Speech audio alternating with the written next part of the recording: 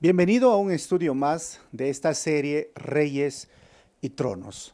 Hoy vamos a estudiar el capítulo 16 de Primera de Reyes, cuyo tema general es la providencia de Dios en la historia de los reyes y los reinos. Mientras hacía este estudio recordaba la historia de José.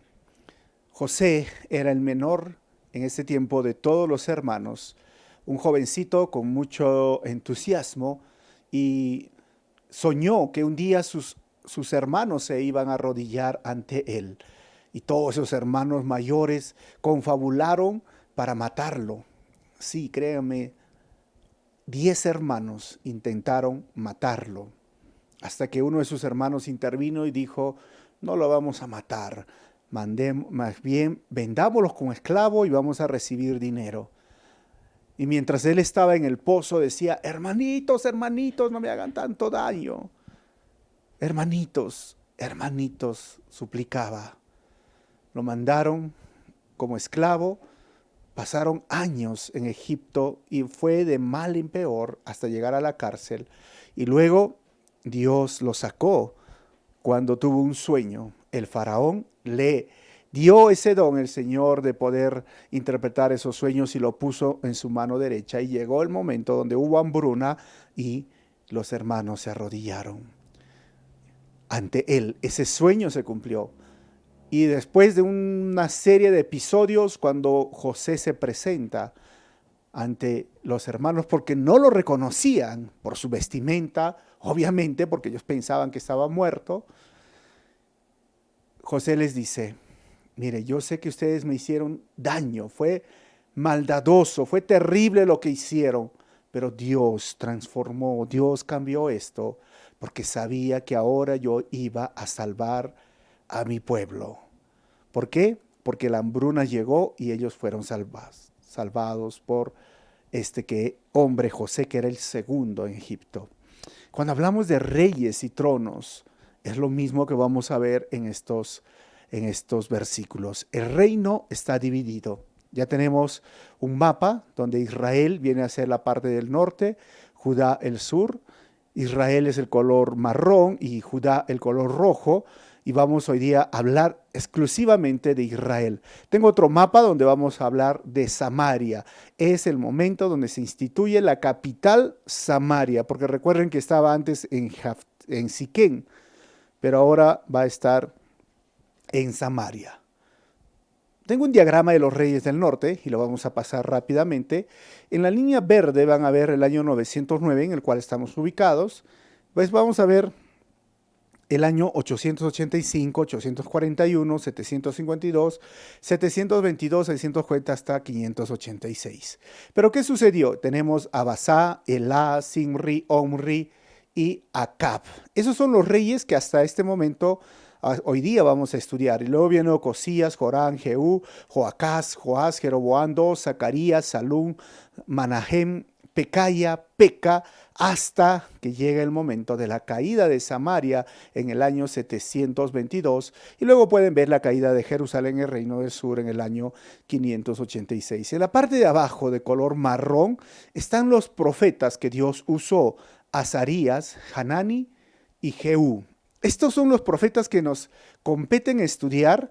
Obviamente que estos profetas no escribieron libros, pero la próxima semana vamos a ver de Elías, Micaías, Eliezer y muchos otros profetas que surgieron durante el periodo. Lo vamos a ir estudiando, como Eliseo, Joiada, Zacarías, Jonás. Luego vamos a ver Oseas, Amós, Isaías, Obed, y algunos de ellos ustedes lo conocen por los libros que se han escrito, algunos no han escrito libros, y terminaremos con Miqueas, Joacín, Joldán, Ezequiel y Daniel. Así que Jeremías sí escribió varios libros, y todo esto lo vamos a ir viendo versículo por versículo, si Dios nos concede la vida, ¿verdad? Entonces, recuerden esos nombres: Jehú, esos nombres que es muy importante el día de hoy. Así que este capítulo está dividido en dos partes. Del 1 al 20, los reyes de Israel y las dos dinastías. Y del 21 al 34, reyes de Israel y la cuarta dinastía. Así que vamos a ver a medida que yo paso las diapositivas van a salir los títulos de cada división. Dice el versículo 1, en aquel tiempo la palabra del Señor vino ¿a quién? A Jehú. Recuerdan que Hananías estaba encima de Jehú. ¿Hijo de quién? Hananí o Hananías. Y le dio este mensaje contra ¿quién? Basá. Versículo 2, yo te levanté del polvo y te hice gobernante de mi pueblo Israel, pero tú seguiste el mal ejemplo de Jeroboam e hiciste que mi pueblo Israel pecara y provocara así mi enojo. Cuando yo leí este versículo, recuerden que la semana pasada estudiamos el capítulo 15 y Basá no fue el rey que diríamos donde Dios pudo haber hecho algo, porque dice este texto, yo te levanté del polvo, yo te hice gobernante. Recuerden que Basá mató a toda la casa de Jeroboam. O sea, él no era ningún pariente de sangre, pero sí fue alguien que usurpó el trono, pero obviamente que Dios le dijo a Jeroboam, por tu maldad tus hijos no van a ser enterrados, algunos van a ser comidos por los perros, otros por las aves, ninguno va a ser enterrado porque has hecho apostatar a mi pueblo. Eso fue lo que le dijo el profeta. Pero me causaba curiosidad cuando dice, yo te levanté. Y miren lo que pasó, versículo 27 del capítulo 15, el anterior, dice, Basá, hijo de Agías, de la tribu de Isaacar, conspiró contra Nadab y lo derrotó en la ciudad filistea de Gibeón, a la que Nadab y todo Israel tenían sitiada. ¿Quién era Nadab? El hijo de Jeroboam. Así que conspiró. Y dice Dios, yo te levanté del polvo. Es interesante en este momento. Y te hice gobernante de mi pueblo, Israel. Miren, ahí estamos hablando del Dios, el ser soberano y majestuoso. Usa aún lo malo para sus propios fines. De eso estamos hablando, del que gobierna el universo, el mundo y los rumbos del hombre. Esto que significa, yo te levanté, significa que Dios aún usa la maldad del ser humano para sus propios propósitos y fines. Así como les contaba la historia de José, esos hermanos le hicieron una crueldad, una maldad, pero Dios lo usa para el bien. ¿Y qué? ¿Así es Dios? Bueno, vamos a ir viendo los versículos y vamos a ver realmente cómo es Dios. Pero Basá debió ser diferente. Pero la Biblia dice que él hizo lo mismo que hizo Jeroboam y que hizo Nadab. Por eso digo que el tonto comete los mismos errores. El inteligente aprende de sus propios errores, pero el sabio aprende de los errores de los demás. Así que sé sabio, hermano, hermana. Este libro ha sido escrito para que tú y yo podamos entender que Dios es soberano, que Dios es el supremo, que Dios, miren, tiene el control del universo, que yo no puedo hacer nada. Es Dios quien hace todo. Que yo soy criatura, Él es el creador. Y por más situaciones que se puedan presentar, debemos de recordar que hay un rey soberano que reina el universo y que tiene control de todo lo que está pasando hoy. Versículo 3, miren, por eso estoy a punto de aniquilarte, le dice, y de hacer con tu familia lo mismo que hice con la de Jeroboam, hijo de Nabat. 4, a los que mueran en la ciudad se lo comerán los perros, lo mismo que le dijo, y a los que mueran en el campo se los comerán las aves del cielo. O sea, lo que está sucediendo es que aquí Basá fue el instrumento de juicio de Dios utilizado para traer justicia a la casa de Jeroboam. Pero eso no exime su culpa. ¿Por qué? Porque la conducta es el resultado de lo que está lleno el corazón. Basá, miren, cuando yo digo que Dios reina, y algunos dirán, pero entonces me estás diciendo que Dios le ordenó que matara. No, Dios no le ordenó que matara. Dios iba a hacer justicia. Y lo que Él hizo, o lo que el hombre hace en su libre albedrío o su libertad que tiene, bueno, moralmente es culpable de las decisiones que toma porque simplemente hace lo que está en su corazón. Porque el hombre está cegado, el hombre está caído, el hombre está en pecado y les es más fácil hacer el mal, las crueldades, que el bien. Eso es lo que estamos viendo. Dios usa, pero recuerden que la libertad actúa bajo autoridad, porque libertad sin autoridad sería pues anarquía. Y sí, cuando yo digo el libre albedrío, somos libres, es porque estamos dentro de lo que se llama las leyes naturales. Entiéndanme, porque hay leyes que se han puesto aquí, o leyes de la física, o leyes del universo, como lo quieras llamar, y actuamos frente a eso, porque yo no puedo decirme, entonces yo puedo hacer lo que me da la gana en mi libre albedrío, me lanzo del tercer piso. No, pues hay una ley que si tú te tiras a tu cuerpo la densidad y lo vas a caer, no vas a volar, ¿me entienden? Pero eso lo voy a explicar más adelante. Pero lo que está haciendo aquí, en este momento, Basá, es imitar lo que hizo Jeroboam, lo que hizo Nadab. Por eso digo que generalmente los malos gobiernos o liderazgos son más fáciles de imitar que cambiar el sistema a un buen liderazgo. Por eso que nuestro país o Latinoamérica en estos últimos años han absorbido la corrupción de una manera que nos quedamos sorprendidos. ¿Hasta dónde va a llegar la corrupción? Pensábamos que la pandemia iba a detener la corrupción. Estábamos equivocados, porque ha sido donde más se ha aflorado la corrupción, al punto de ver a las personas muriendo, al punto de ver que ya no tienen ni dinero ni posibilidades, pero ellos siguen siendo corruptos y robando y robando. Estoy hablando de nuestros gobiernos en toda Latinoamérica. Cantidad de denuncias por la compra de respiradores, cantidad de denuncia por hoy día el oxígeno es lo que más ha subido. La corrupción, no solamente del gobierno, de los líderes, de todo el pueblo. Si vas a comprar ahora, te dicen, ya no puedes revisar, te lo dan todo como en una bolsita. Y cuando llegas a casa, te dan algunos productos podridos. La verdad es que las cosas son muy parecidas a la que se estaba viviendo en Basá. Y eso has hecho lo malo, miren. Pero es más fácil imitar, en verdad, un gobierno corrupto, un gobierno malo. Que llegue el hombre o llegue la mujer, la persona que va a ser presidente, que diga, vamos a hacer algo diferente.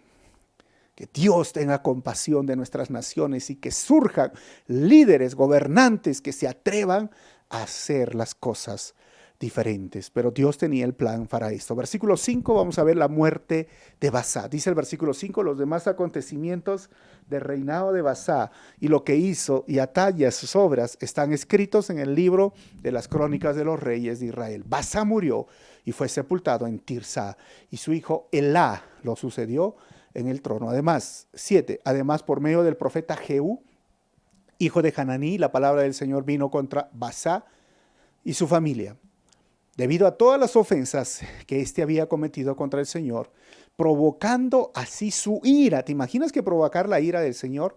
Y aunque destruyó a la familia de Jeroboam, que eso fue parte de su juicio, llegó a ser semejante a esta por las obras que hizo. Yo no sé qué había hecho, miren, Basá para provocar la ira del Señor, porque el Salmo 103, versículo 8 dice, el Señor es clemente y compasivo, lento para la ira y grande en amor. Escúchame, es lento para la ira y es grande en amor. ¿Qué habrá hecho tan fuerte? Siguiendo los caminos, pero más que eso, la verdad que la conducta brota, o la mala conducta, o sea, la buena conducta, brota de un corazón que ya está corrompido. Jesús dijo, de la abundancia del corazón salen ¿qué? Los hurtos, los robos, la inmoralidad sexual. No se le puede echar la culpa al sistema nada más. No se le puede echar la culpa, no es que la culpa no es mía, no es dentro del corazón del ser humano y Dios se apiade de nosotros. Pero ahí menciona al profeta Jehú. ¿Y quién fue el profeta Jehú? Miren, Jehú tenía una larga carrera como profeta. En 2 de Crónicas 19:2 menciona otra obra de Jehú, hijo de Hananí, en el reinado de Josafat. Es decir, 50 años después de esto, palabra que hace hacia Basá, él habló con Josafat, el rey de Judá, que tenía más de 50 años de ministerio. ¿Qué más? Escribió libros específicos de historia en cuanto a los reyes de Israel, y esto lo menciona en 2 de Crónicas 20:34. ¿Qué más? Recuerden que fue hijo de Hananí. ¿Y quién es Hananí?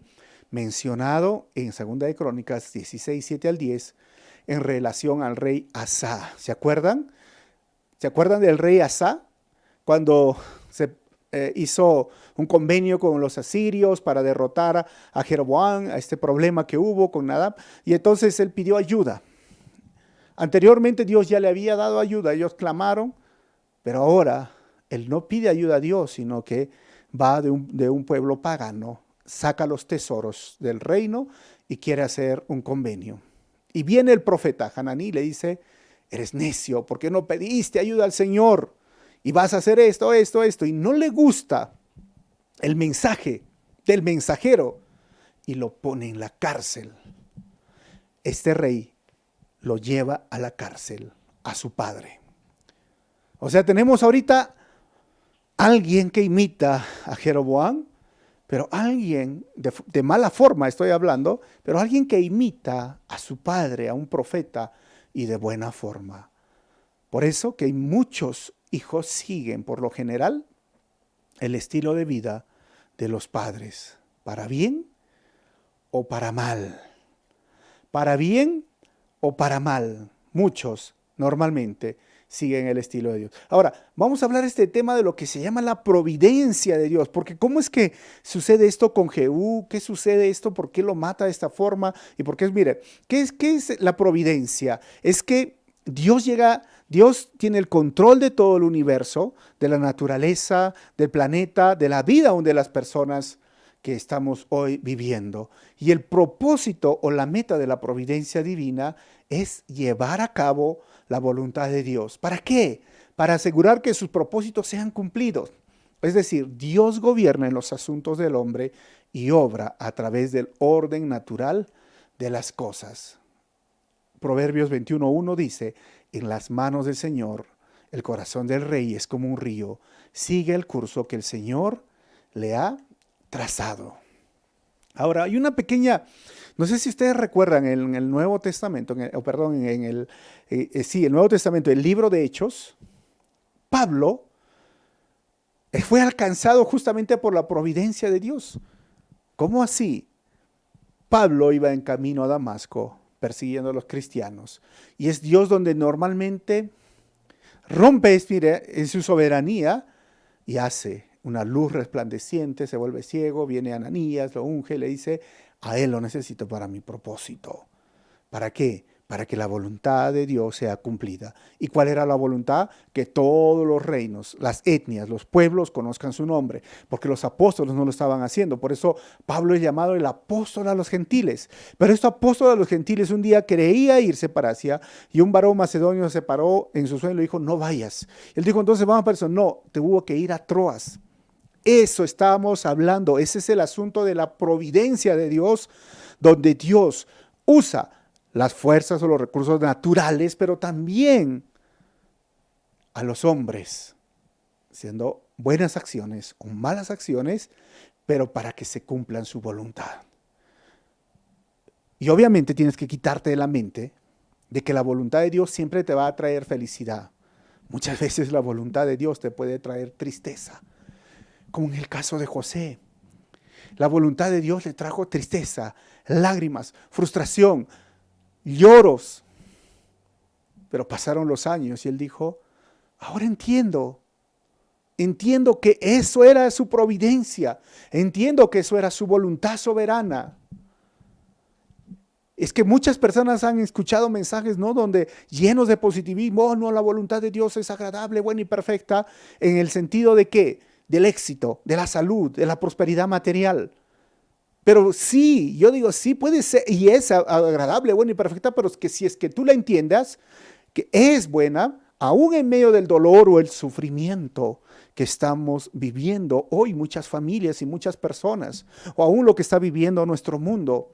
Porque de eso se trata la providencia de Dios y de eso se trata que Dios, usando aún la conducta inmoral de este hombre para hacer sus juicios, porque su voluntad tenía que cumplirse. Te lo explico de otra forma. Uno dice, no, mire, esta doctrina de la providencia divina puede resumirse de esta manera. Dios desde la eternidad, por el sabio y santo consejo de su voluntad, ordenó libre e inalterablemente todo lo que sucede. Y algunos dirán, o sea, la pandemia. Sí, pero sin embargo, lo hizo de tal manera que Dios ni es autor del pecado, y dos, ni hace violencia al libre albedrío de sus criaturas, ni quita la libertad ni eventualidad de las causas secundarias, sino más bien las establece. Te lo voy a simplificar como dice Proverbios 16:9. El corazón del hombre traza su rumbo, pero sus pasos los dirige el Señor. Esto es nuestro Dios, soberano, supremo, que no le tiene que dar cuentas a nadie, que no le tiene que pedir permiso a nadie, y que lo que hace es justo, es sabio, es bueno y está dentro de su voluntad y sus propósitos se van a cumplir. Y yo estoy en este mundo para cumplir el propósito de mi Señor y para darle la gloria al Señor. O sea, Dios no existe para mí, yo existo para Dios. Así que quiten ese concepto a veces que las personas piensan que todo el universo gira alrededor de ellos. Y solo le basta declarar, y solo le basta decir o decretar, y Dios está obligado a obedecer. ¿Qué tal broma, diríamos? ¿Qué tal chiste a la doctrina bíblica? Eso no es cristianismo. Eso no es Biblia. Biblia, cristianismo, ser bíblico es entender que Dios es el ser supremo y soberano que reina y que gobierna y lo hace con justicia, lo hace con amor, es eterno, es inmutable y sabes, Él aún las cosas malas, la actitud mala, las obras malas de los hombres lo usa para cumplir sus propósitos y sus fines, pero no le hace el autor porque el hombre moralmente es malo y él quiere hacer el mal y su conducta le va a conducir a cometer pecado, pero sirven para sus propósitos, como en el caso de José, como en el caso de Pablo, como en el caso de Basá y como en el caso que va a venir. ¿Quieren ver? Versículo 8. En el año 26 de Asa, rey de Judá, Elá, hijo de Basá, ascendió al trono de Israel y reinó 2 años en Tirsa. 9. Pero conspiró, miren, contra él Zimri. ¿Qué? Sí. Uno de sus funcionarios, que tenía el mando de la mitad de sus carros de combate, estaba en Tirsa, emborrachándose en la casa de Arsá, administrador de su palacio. 10, en ese momento, irrumpió Zimri y lo hirió a muerte. Miren todo el drama, pero es Dios quien está en medio de esto y lo suplantó en el trono. Era el año 27 de Asa, rey de Judá. 11. Tan pronto como Zimri usurpó el trono, eliminó a toda la familia de Basá, mujeres, niños, exterminó hasta el último varón, fuera pariente o amigo. 12. Así aniquiló a toda la familia de Basá, conforme a la palabra que el Señor había anunciado contra Basá por medio del profeta Jehú. 13. Esto sucedió a raíz de todos los pecados que Basá y su hijo Elá cometieron e hicieron cometer a los israelitas, provocando con sus ídolos inútiles la ira del Señor Dios de Israel. Los demás acontecimientos del reinado de Elá y todo lo que hizo están escritos en el libro de las crónicas de los reyes de Israel. Miren, Basá termina la línea de Jeroboam. El hijo Elá, Zimri, termina esa línea. O sea, ¿por qué está sucediendo esto? Y recuerden que esto era típico de esa época, que cuando uno ascendía al trono tenía que matar a todos, familiares, a sobrinos, hermanos, tíos, nietos, todo, porque ellos podían reclamar el trono. Era una matanza cruel. Entonces, pero es que Dios ¿Lo permitió? No. O sea, Dios es el autor, no. Pero se permitió, sí, porque cumplía para sus propósitos y sus fines. ¿Y cuál era el propósito y el fin? El juicio, porque ellos hicieron pecar, hicieron enojar y lo pusieron en ira al Señor. Y el Antiguo Testamento era claro. Deuteronomio 29. Miren, leen Deuteronomio 29, 30, 31. Si tú obedeces, te voy a bendecir. Pero si tú desobedeces, te va a caer la maldición. Y termina 31 diciendo, escoge entre el bien o el mal hoy. Si escoges el bien, te va a venir esto. Si escoges el mal, va a venir muerte. La ley en el Antiguo Testamento era simplemente haciendo justicia y era lo que estaba escrito y ellos lo sabían, hicieron enojar. Por eso, pero ¿qué le pudo haber sido enojar? Porque el Salmo decía, Dios es lento para la ira, pero ellos le provocaron a ira y sus juicios son justos. Y Dios usa esos instrumentos para su juicio. Versículo 15. En el año 27 de Asa, rey de Judá, mientras el ejército estaba acampando contra la ciudad filistea de Gibetón, Zimri reinó en Tirsa 7 días. 7 días, sí, una semana.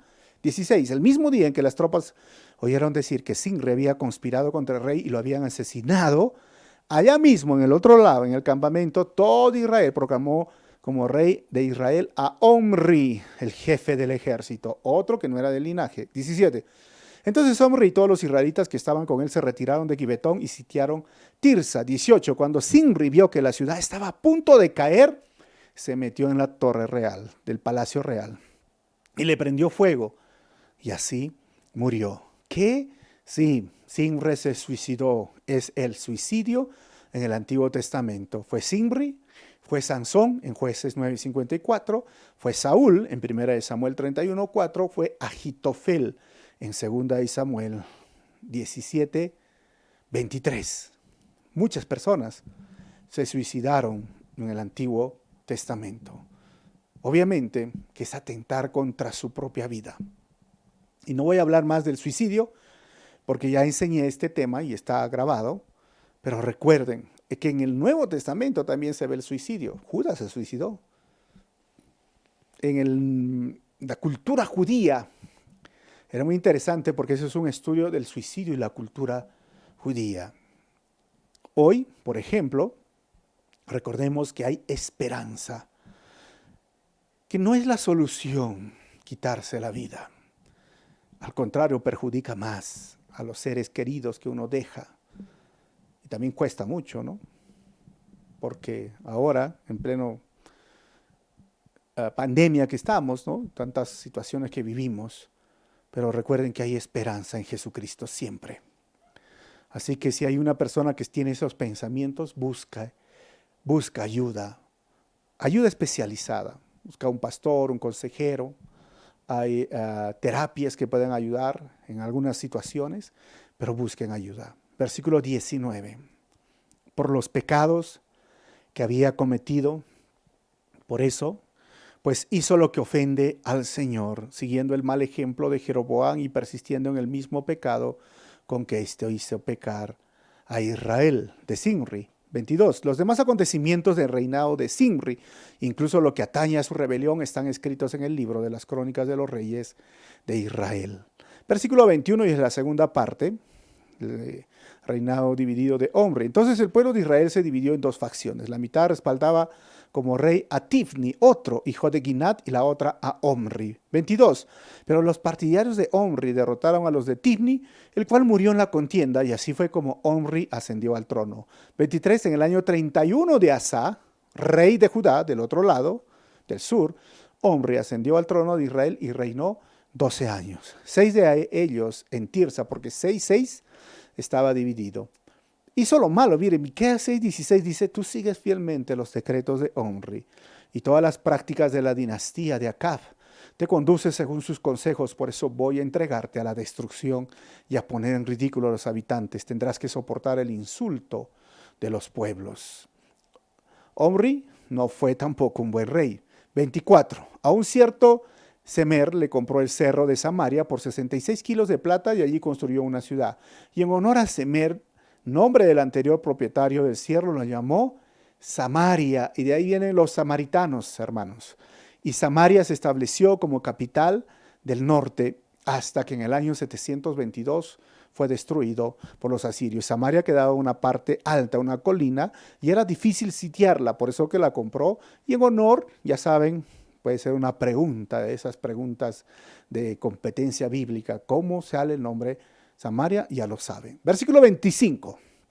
Pero Omri hizo lo que ofende al Señor. Y miren lo que dice el texto, y pecó más que todos los reyes que lo precedieron. O sea, más, si ya los otros le llenaron el colmo de la ira de Dios, ¿cómo puedes más? 26. Siguió el mal ejemplo de Jeroboam, hijo de Nabat, persistiendo en el mismo pecado con que éste hizo pecar a Israel y provocando con sus ídolos inútiles la ira del Señor, Dios de Israel. 27. Los demás acontecimientos del reinado de Omri, incluso lo que atañe a las proezas que realizó, están escritas en el libro de las crónicas de los reyes. 28. Omri murió y fue sepultado en Samaria, y su hijo Acab lo sucedió en el trono. Omri era el sexto rey desde Jeroboam. Miren, hay una piedra moabita que se llama la estela de Meshá, que fue encontrado en el año 1868, donde está escrito en ese lenguaje de los asirios, y dicen que Omri era un rey espectacular, que era respetado, honrado en su época. Pero aquí el escritor del libro de Reyes no narra esos eventos, esos hechos. ¿Sabes por qué? Porque para Dios el éxito es totalmente diferente al nuestro. A veces el hombre quiere ser recordado por lo que hace o por lo que estudia, pero Dios lo único que le importa es un corazón contrito y humillado, un corazón que entienda que está aquí para la gloria del Señor y para cumplir la misión de Dios, un corazón que entienda realmente que debe de andar en obediencia al Señor. ¿Tú no crees que en el cielo te vas a presentar, oh, mira el que habla 7 idiomas, no, oh, mira el que tremendo porte 2 metros y tantos? No, no le importa que tú hagas tesoros en el cielo, cumpliendo esos frutos naturales que salen de un corazón transformado y cambiado. Eso es lo que va a importar. Esos frutos que son la alabanza, frutos de labio que confiesen su nombre, esos frutos que son, ¿qué? La evangelización, el alcanzar a aquellas almas perdidas. ¿Qué más es ese fruto? Ayudar al necesitado. ¿Qué más? Es ofrendar o dar para el avance de su obra, porque esto es lo que decía Pablo. Yo recibo el fruto, sus ofrendas de ustedes, para que yo continúe haciendo la obra. Y el fruto llamado el amor. Por sus frutos se conoce al cristiano. Eso es natural, eso es simplemente el cristiano no le importa, simplemente da, porque eso crece, es como el fruto, ¿no? Crece.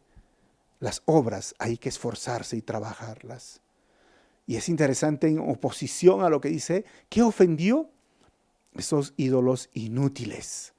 ¿Y por qué son esos ídolos inútiles? Porque la gente lo viste de oro a los ídolos, pero no pueden oír, no hacen nada. Y son inútiles porque no escuchan las oraciones. Y son inútiles porque no pueden ni protegerte, porque si les cae un pelotazo, no sé, o se caen de la mesa hacia abajo, se rompen. Pero Dios no es así. Es el creador, el omnipotente. Y frente a eso, Dios decía, ¿cómo puedes adorar a una imagen, a un ídolo? Es inútil porque no puede representar a un Dios que es espíritu. ¿Cómo podría ser la imagen de un espíritu? Es inútil porque no puede representar la magnificencia, lo supremo, lo soberano que es Dios, un pedazo de yeso, de madera. Por eso el escritor de Reyes dice, y ofendió con esos ídolos inútiles. Y sí, Omri puede ser reconocido, pero para Dios no le importa lo que hizo. Termino con el 29 al 34. En el año 38 de Asa, rey de Judá, Acab, hijo de Omri, ascendió al trono y reinó sobre Israel en Samaria 22 años. Así reinó 41 años en total, Asa. Primera de Reyes 15:10 dice eso. Y durante sus 41 años, hermanos, hubieron 7 reyes diferentes en Israel, para que vean cómo estaba el reino del norte. 30. Acab, hijo de Omri, hizo lo que ofende al Señor, más que todos los reyes que o sea, más que el otro, sí, más. Y vamos a ver la próxima semana. Estamos hablando de Guatemala, Guatepeor, ¿no? Pero yo dije al principio, mire, muchos hijos por lo general siguen el estilo de vida de los padres, para bien o para mal, y en el caso de Acab, o para ser mucho peor. Acab, traducido hermano del padre, parecido al padre. Es decir, si en su desobediencia Jeroboam dijo, adoraré a Jehová, pero lo haré a mi manera, apostasía, Acab dijo, me quiero olvidar de Jehová completamente y adorar a Baal. Miren lo que hizo, versículo 31. Como si hubiera sido poco el cometer los mismos pecados de Jeroboam, hijo de Nabat, también se casó con Jezabel. O sea, no es que lo peor fue que se casó, no, se casó con Jezabel, hija de Etbaal, rey de los sidonios, y los dedicó a servir a Baal y adorarlo. 32. Le erigió un altar en el templo que le había construido en Samaria. 33. Y también fabricó una imagen de la diosa Aserá. En fin, hizo más para provocar la ira del Señor Dios de Israel y que todos los reyes de Israel que lo precedieron. 34. En tiempos de Acab, Hiel de Betel reconstruyó Jericó, echó los cimientos al precio de la vida de Abirán. ¿Qué significa eso? Su hijo mayor lo echó ahí en los cimientos, en medio del concreto, y puso las puertas al precio de la vida de Sehum y su hijo menor. O sea, esto lo vamos a ver la próxima semana. Según la palabra que el Señor le había dado a conocer por medio de Josué, hijo de Nun. Conclusiones finales, hermanos. No hemos terminado la historia de acá porque eso lo dejamos para la próxima semana. Primero, Dios es soberano y muestra su supremacía en la historia de su pueblo Israel. Nada puede impedir sus designios. 2, el sabio aprende de los errores de los demás. 3, los hijos normalmente seguirán los caminos del Padre, aunque algunos lo harán mejor o peor. 4, el éxito en la vida no es ser conocido por la historia, sino que su nombre esté en el libro de la vida. Yo te pregunto, ¿tu nombre está escrito en el libro de la vida? Preocúpate por eso.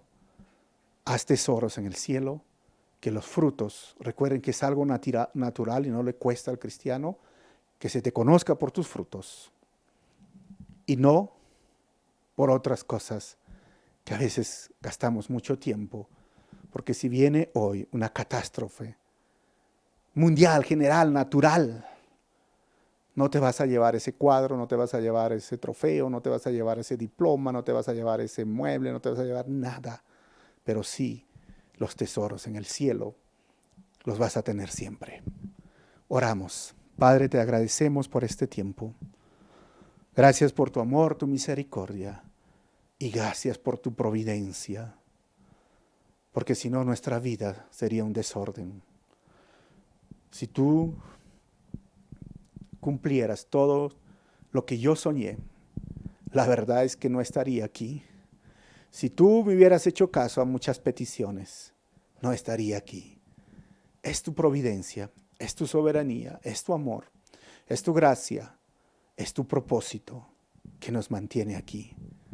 Ayúdanos siempre a entender cómo eres, quién eres, y ayúdanos a hacer esos frutos, a cumplir, a simplemente dejar que esos frutos fluyan, porque seremos conocidos por nuestros frutos, no por nuestros dones o talentos o cosas materiales, sino por los frutos delante de ti. Gracias por este tiempo, Señor. En tu nombre oramos así. Amén. Dios te bendiga. Nos vemos en el próximo estudio.